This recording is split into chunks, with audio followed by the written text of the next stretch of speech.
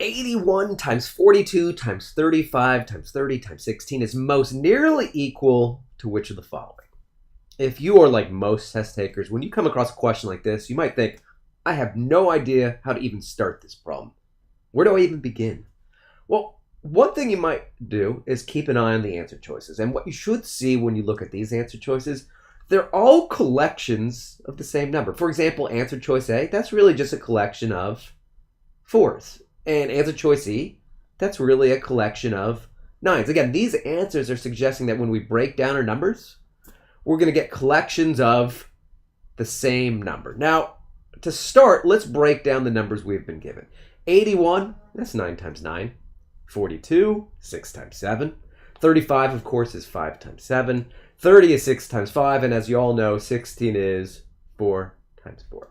Now, unfortunately, when I break down these numbers, they don't look like a collection of the same numbers. But one thing we might notice, 42 is 6 times 7. 35, 5 times 7. 36 times 5. All of those numbers, they're sort of hovering around 6. In other words, it sort of looks to me like we've got a collection of 6 6s.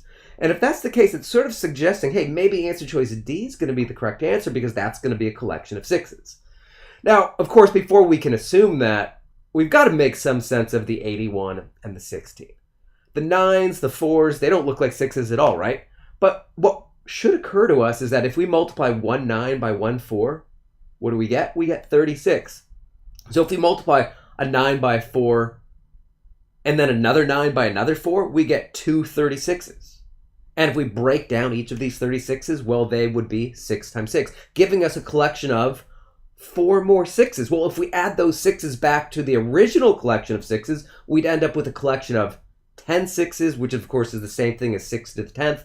And ultimately, that's why we know D is the correct answer. That's why we know that that's the value most nearly equal to this obnoxious chain of multiplication.